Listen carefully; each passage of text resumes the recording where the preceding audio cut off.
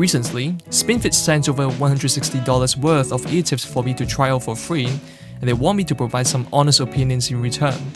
The ear tips I got were the CP100 and 800, which are the original SpinFits, the Twinblade CP240, as well as other single flange tips such as the CP145, 155, 500, and finally a set of tips that are designed for true wireless earphones, the CP360.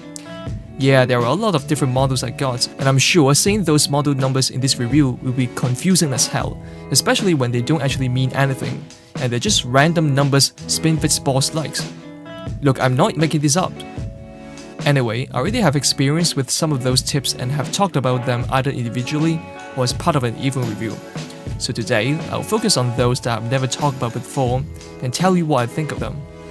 There will be timestamps in the video description for each model, so go ahead and click on the ones you are most interested in. And with all that being said, this is Earphoneus Fanaticus, and today I bring you the SpinFit Review Bonanza.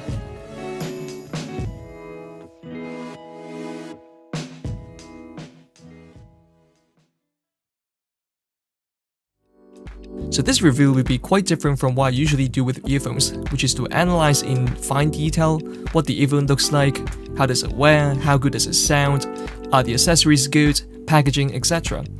But I can't exactly do that with these ear tips because, well, at the end of the day, they're just ear tips, and some of them are designed very similarly to one another.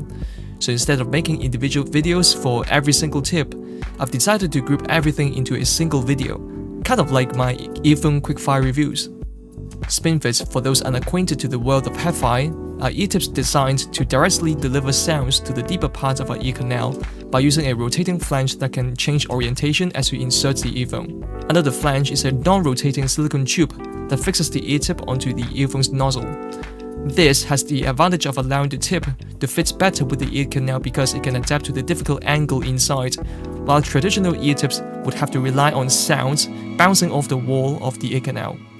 Speaking of adapting to our ear canal, I would say Comply probably does an even better job because of its ability to expand to the shape of the surrounding after being compressed. But Comply can't direct sound the way SpinFit does. Another difference as a result is that SpinFit has the potential to seal the ear canal at a deeper point inside, while traditional tips might seal at a point farther away from the eardrum. Of course, this depends on the shape of the tip we are comparing to. Is it rounded? Is it pointy? What size are we comparing to? What about the length of the tip? They all have the potential to change the sound, and this is also why audiophiles are so interested in the art of tip rolling.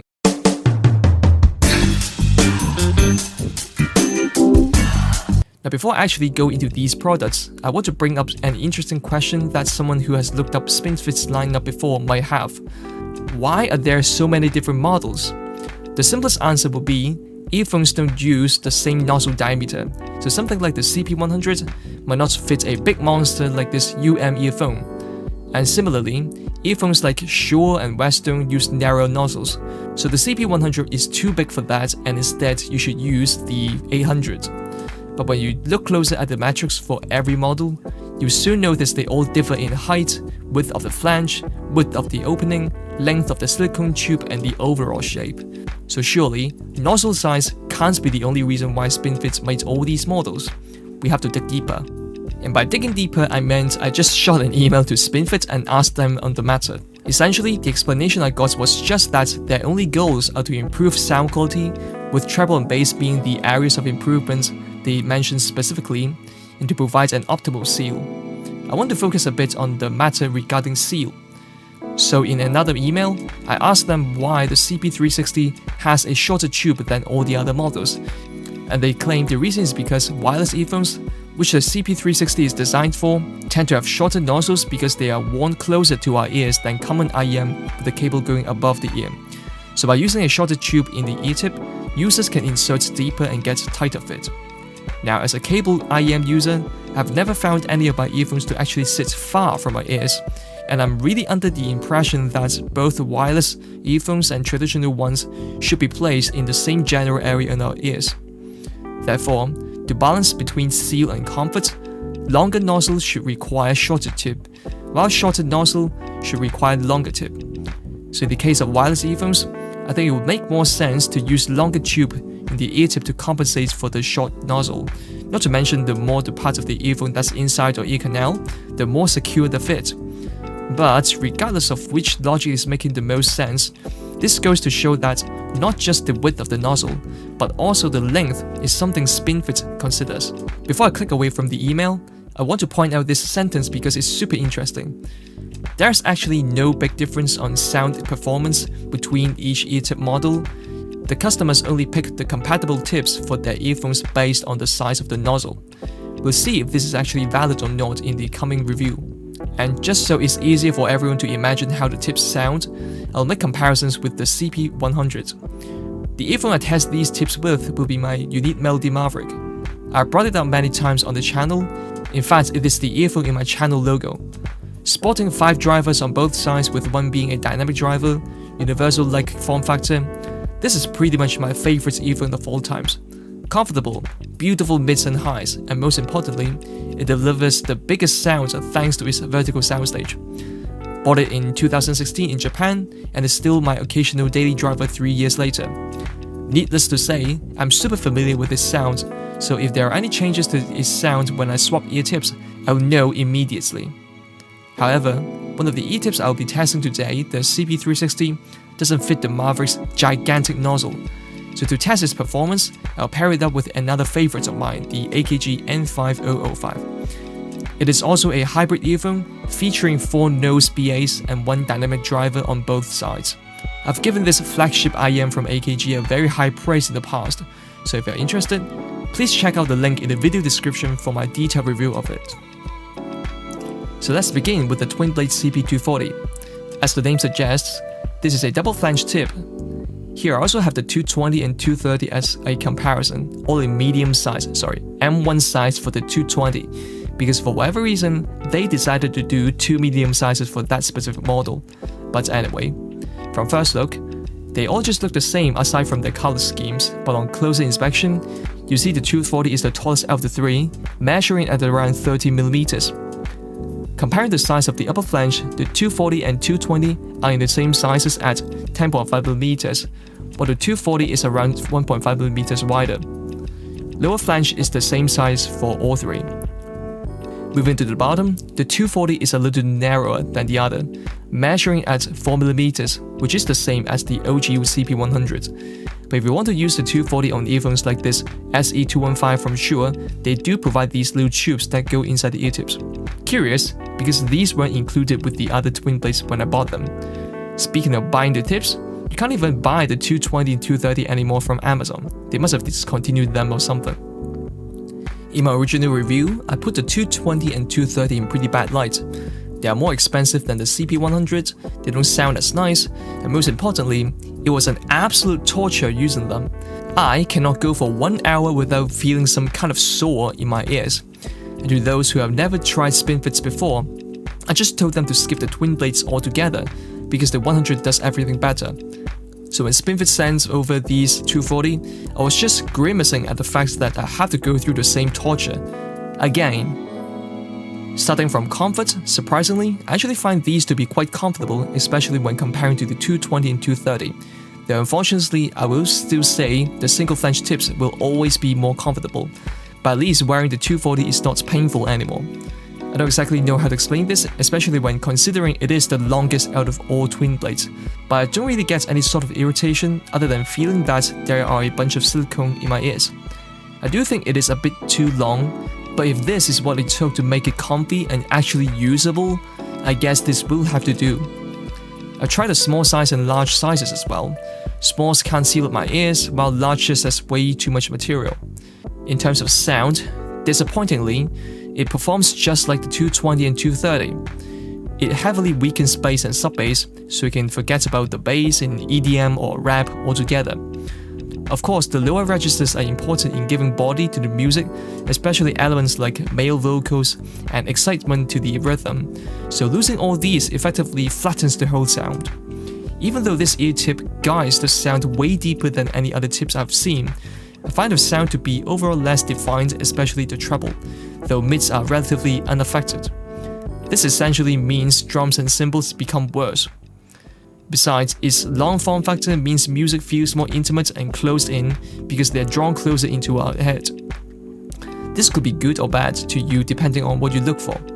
I personally value headspace more than anything else when it comes to earphones, especially on something like my Maverick that excels in delivering tall and open soundstage. So the 240 really isn't a good match for it. Finally, its opening is even smaller than the 100, so vertical soundstage is decreased, which impacts layering. All in all, the Twinblade CP240 can only be recommended to those who need to tune down the bass on their earphones. I'm talking beats level of bass. I heard that some popular chi-fi brands out there are also known to make very bassy earphones, so give these a try and see how you like the sound. Another use case I can think of is if you need an earphone setup for vocal monitoring. Pairing with something that already has flat bass and normal treble signature, you can effectively cut out all the bass and treble and only focus on the mids, where vocals and the melody can be found. But unfortunately for everyone else, I will still have to steer you guys away from these and just get something else in SpinFit's lineup. Next up, I want to talk about the CP155. It is an ear tip that is more interesting than you might think. Firstly, it is the pointiest single flange tips out of all SpinFit tips. Comparing to the CP100 of medium size, the widest point of the flange is slightly narrower at 12mm, but then it is 2mm taller at 11mm. Secondly, the flange itself is so long that it engulfs the silicone tube, whereas on the CP100, the tube is exposed. Speaking of the tube, the opening is super wide at 5.5mm, so without a doubt, this tip is designed for earphones with very big nozzles, which tend to have at least one balanced armature driver installed straight up inside the nozzle, as SpinFit kindly reminded me. And finally, looking at the other side, the opening is also noticeably bigger than the 100. So basically, if you take the 100 and make everything more extreme, you'll get the CP155. So how good is it? Again, I paired it with my Maverick and I chose the medium size. Now even though this earphone has this like crazy 4-bore setup, putting on the 155 is still super easy. Again, 5.5mm is no joke. Not surprisingly, because of its length, it does go very deep into my ears, but it is certainly way more comfortable than any of the twin blades. In terms of sound, I have to say that I really like these. The long and pointy design means sounds are brought in way more than any other single flange tips, which actually makes the earphone a bit louder sounding. During playback, it shows great details and articulation, even better than the 100. It is so good that sometimes when I close my eyes in a quiet place, I get this feeling of being able to see the shape and texture of sounds and precisely where they're coming from. Like for instance, if you're the type of person to pay attention to how singers use their breaths or how they subtly create vibrato as they arrive at the end of each line, all these things will become that much clearer to you. It's kind of ridiculous to the point that for things like vocals and instruments, if there aren't any processing done to them, they could even sound like exactly how you expect them to be when they're in front of you, though this does depend on the quality of the recording. I also feel that there is a bigger punch in the sub-bass, so music in the electronica, future funk kind of genre will greatly benefit. The CP100 on the other hand is smoother sounding and feels more laid back. Now of course, being a critical listener, because I did notice my earphones sounding louder with the 155, I try to increase the volume when pairing with the CP100 to see if I'm able to replicate those properties I just described, and lo and behold, it still sounds laid back and has weaker bass. So this is not just a case of higher volume leading to perceptually higher sound quality. There is a fundamental difference in how it changes the sound signature. And with my Maverick, I think the changes are overwhelmingly positive. However, there's one weak point to this tip in that, even though it already sports a bigger opening, comparing to the JVC spiral dots, it just completely pales in comparison when it comes to vertical soundstage. With the spiral dots, this earphone will always sound taller than with the 155. I don't think there is a change in the width of horizontal soundstage when compared to the 100, though it does image better. So to summarize, if your reason for loving the original CP100 is that it makes the earphones clearer sounding and more concentrated, you absolutely love the CP155. It's practically the 100 on crack in terms of what it does to the sound over stock tips, and as such, this ear tip comes highly recommended. Moving on to yet another tip I haven't tried before, this is the CP500. At medium size, this one is also narrower and taller than the 100, but it is definitely not as extreme as the 155. Looking at the bottom, we can see the inner tube is even shorter than before, with the flange covering the tube, so you can expect this ear tip to fit shorter than other models. And with it being black as well, you wouldn't even know these are SpinFits until I told you. The opening measures at 5.5mm, so just like the 155, this tip is also designed for earphones with big nozzles. Looking at the top, you can just see how much bigger it is relative to the 100. Because of this, I do expect vertical soundstage to be the best on these out of all SpinFit tips. So what do I think of these? Well, they perform just as expected. Because the tip sits slightly farther back, there's more room inside the ear canal for sounds to travel through, so it ends up sounding a little bit more spacious. Because of its bigger opening, I find the sound to be taller as well. And when paired with the Maverick that has the ability to layer musical elements vertically, you can feel them coming from different heights as well, resulting in potentially more details being heard rather than being squashed into a band of sound. I think just from these two properties alone, the 500 is already the least SpinFit out of all. The changes it does to sound quality is quite uncharacteristic, especially considering how the 100 concentrates sounds by shortening vertical soundstage and drawing music deeper into our ears. In fact, using these remind me greatly of the JVC spiral dots. The spiral dots also fits shorter and has an even bigger opening. This is the tip I use the most on the Maverick because it benefits its open and tall sound quality, but sometimes I do find music to be not as well resolved. And luckily for the 500, I don't encounter the same problem. This is probably just because of the rotating flange fitting better with the ear canal. One final note I have regarding these is that I do notice a treble boost relative to the 100, so high-pitched sounds like drums and cymbals are crispier, and as a treble head, I definitely appreciate that. But other than that, there are no other noticeable changes to the sound signature, just a bit more treble and more open, taller headspace. All in all, I think the CP500 is a combination of the advantages of the OG SpinFit CP100 and JVC spiral dots, and it is a good match for big IEMs that excel in verticals. If you like the spiral dots headspace but doesn't like the occasional sloppiness in presentation, you should definitely consider these tips. The last tip I want to show you guys is the CP360. It is an ear tip designed for true wireless earphones, which as discussed at the beginning, have shorter nozzles than regular IEMs, and as such, SpinFit has decided to accommodate for this by using a very short tube. Now, I don't have any wireless earphones, but on my AKG N5005 it seems to work just fine. Besides, as far as I know, this is the only tip in SpinFit's range to feature medical grade material. The reason for this goes back to how wireless earphones are used.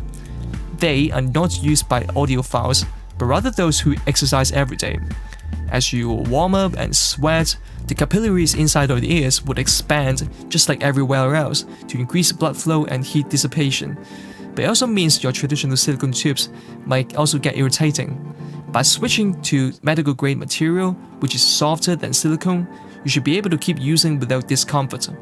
Now, I don't really exercise, but I do appreciate the softness of the flange as well as clearer look compared to the cloudy appearance of other models, so it looks prettier. It also feels a little grippier to the touch, but this is unnoticeable when listening. So how does the CP360 fit?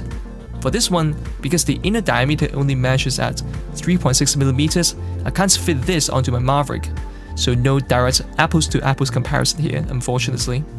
But it does fit on my AKG N5005, because I mostly use the CP145 in large that came with the earphone. I will use the same size of the 360 for comparison. When fitted onto the AKGs, you can see how it sticks out more than the 145 despite it being a shorter tip. If you take the 145 and chop off like 2mm from the bottom, you will get the 360. Top opening is of the same size though. So what do I think of the CP360? Well, from A being between this and the 145, there really aren't any major differences. The only change in sound signature is that the 360 gives firmer and punchier sub-bass. Now in my original N5005 review, with the CP145, I already felt the bass was perfect, but now comparing to these new ear tips, the bass with the 145 actually felt a bit mushy and poorly defined. Another difference is that I feel there is a slightly better separation in verticals, but without the 145 to AB against, I don't think this would be easy to notice. Besides, there's a sense of general improvements in the shaping of musical elements, because they would sound more well-defined. In a way, I see the 360 and 145 as like the difference between cool versus warm sound signature, or clear versus softer sound. After extensive comparison between the two, I do find the 360 to be subjectively better. But honestly, even with just the 145 alone, I would have been super happy with my N5005 sound, and without a close inspection, I might even think they are just sonically identical.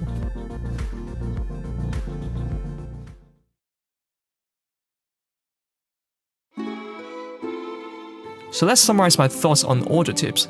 CP240 is more comfortable to wear than the other twin blades, but you lose a lot of bass, and to be honest, it's still not as comfortable as single flange tips, so I still don't recommend these. However, I think I can confidently recommend the single flange tips. The CP155 improves resolving power and texturing greatly, but decreases vertical soundstage. However, this is only something to consider for those using custom-like earphones. CP500 basically combines the sound concentrating property of SpinFit with the openness of spiral dots. If you like big headspace from your IEM, this is a no-brainer. As for the 360, you might have some trouble fitting it onto wired earphones, but otherwise it is the CP145 with more definition and tighter bass. So that's it for this review. Sorry for not testing them with more earphones, but I do feel the earphones I chose are the best ones out of my collection. So if the tips work well with them, I have no doubts that they will work well with the other IEMs as well. Once again, I want to thank everyone at SpinFit for arranging these tips for me.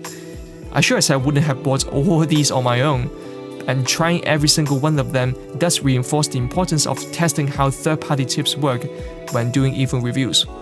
Speaking of earphone reviews, I have some decisions to make in regards to what tips to actually test in the future. Well, that's gonna be fun to think about. Well anyways, thank you so much for watching. If you enjoyed this video or have found it useful, don't forget to drop a like and subscribe for more unboxings and reviews of hi-fi gear in the future. This is Earphoneus Fanaticus, and I'll see you very soon.